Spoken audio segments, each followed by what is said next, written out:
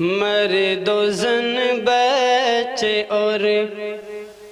بچیاں بھی سبھی، مرد و زن بچے اور بچیاں بھی سبھی،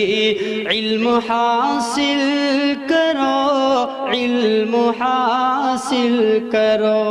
جی بہت اچھے، سبحان اللہ۔ مرد و زن بچے اور بچیاں بھی سبھی، علم حاصل کرو، علم حاصل کرو۔ آئیے اسناد نبی صلی اللہ علیہ وسلم کے بعد میں آپ حضرات کے سامنے اپنی تقریر پیش کرنے کے لیے حاضر کروں۔ محمد ناصر ابن عظیم احمد کے طالب علم آئے اور اپنی تقریر پیش کرے۔ ناصر عظیم۔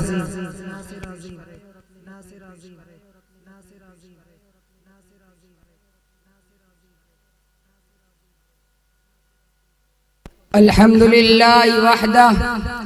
والصلاة والسلام على من لا نبي بعده، أما بعد، قل إن الموت الذي تفرون منه فإنه ملاقيكم،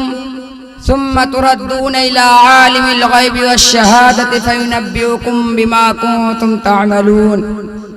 وقال النبي صلى الله عليه وسلم: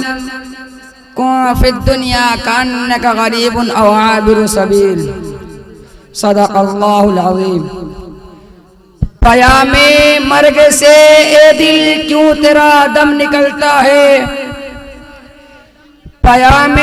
مرگ سے اے دل کیوں تیرا دم نکلتا ہے، مسافر روز جاتے ہیں یہ رستہ یوں ہی چلتا ہے، مومن کبھی ہوتا نہیں موت سے خائف، مومن کبھی ہوتا نہیں موت سے خائف، ایمان کا جوہر ہے بس اللہ سے ڈرنا، عمل سے زندگی پر غافلوں کا فخر کرنا ہے، عمل سے زندگی پر غافلوں کا فخر کرنا ہے، یہ جینا کوئی جینا ہے جس کے ساتھ مرنا ہے، جگہ جی لگانے کی دنیا نہیں ہے،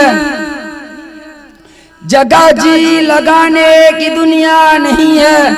یہ عبرت کی جا ہے تماشا نہیں ہے، ایک دن مرنا ہے آخر موت ہے، ایک دن مرنا ہے آخر موت ہے، ایک دن مرنا ہے آخر موت ہے۔ برادران اسلام و محترم حاضرین، موت ہر جاندار کے لیے کتنا بھیانک اور کیسا خطرناک لفظ ہے۔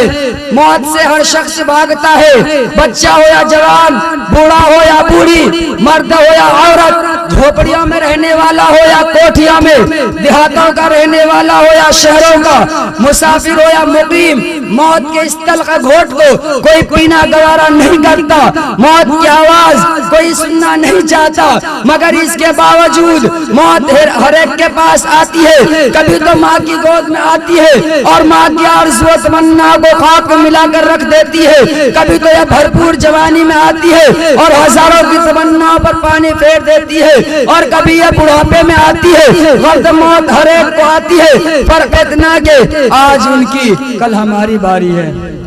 اسی کو اللہ رب العزت نے قرآن کریم میں اس طرح بیان فرمایا ہے، قُلْ إِنَّ الْمَوْتَ الَّذِي تَفِرُّونَ مِنْهُ فَإِنَّهُ مُلَاقِيكُمْ۔ اے نبی فرما دیجئے، جس موت سے تم فرار کرتے ہو وہ کہیں ضرور ملے گی، اور تمہیں اس مالک کی طرف لوٹنا ہے جو تمہارے ظاہر و باطن اور اندر و باہر کا علم رکھتا ہے، اور تمہیں کل قیامت کے دن جس میں اولین آخرین جمع ہوں گے اور نفسی نفسی کا عالم ہوگا، اور تمہارے اعمال سے تنبہ کرے گا۔ اگر تم نے خدا اور اس کے رسول کی اطاعت و فرما برداری میں زندگی گزاری تو نامہ اعمال تمہارے دائیں ہاتھ میں دیا جائے گا، اور فرشتوں سے کہا جائے گا اسے جنت میں داخل کر دو، اور یہ پیغام سنا دو کہ اب کبھی بھی موت نہیں آئے گی۔ اگر تم نے خدا اور اس کے رسول کے قانون کو توڑ کر اور مخلوق خدا کو تکلیف دینے میں زندگی گزاری، اور تم نے حلال کو حلال اور حرام کو حرام نہیں سمجھا تھا، رشوت اور سود سے تم نے اپنی جیب کو بھرا تھا، یتیم اور بیواؤں کی دولت پر تم نے ڈاکہ زنی کی تھی، تو کل قیامت کے دن ناکامی کا جھنڈا پیچھے کی طرف سے بائیں ہاتھ میں پکڑا جائے گا اور فرشتوں سے کہا جائے گا اس کم وقت کو لے جاؤ اور جہنم میں اندھے منہ ڈال دو۔ میرے دوستو، آج دنیا میں انسان دولت کمانے اور حاصل کرنے کی بڑی کوشش کرتا ہے، راتوں میں جاگ کر اور دنوں میں تھکار کر خون پسینہ ایک کر کے جمع کرتا ہے، لیکن جب انسان کی موت آتی ہے اور اس کی روح پرواز کر جاتی ہے تو لوگ اس کی ساری دولت لے لیتے ہیں۔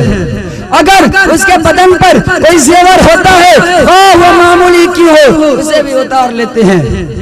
اور اسے اپنی دولت سے سوائے کفن کے کچھ حاصل نہیں ہوتا، کوئی چیز اس کے ساتھ نہیں جاتی، ساری چیزیں یہیں پڑی رہ جاتی ہے۔ لوگ نہلا دھلا کر کفن پہنا کر قبرستان کی طرف چل دیتے ہیں اور قبر میں دفنا کر سارے لوگ واپس چلے آتے ہیں، کوئی اس کے ساتھ نہیں رہتا۔ آج دنیا کی کوئی چیز اس کے ساتھ نہیں ہے۔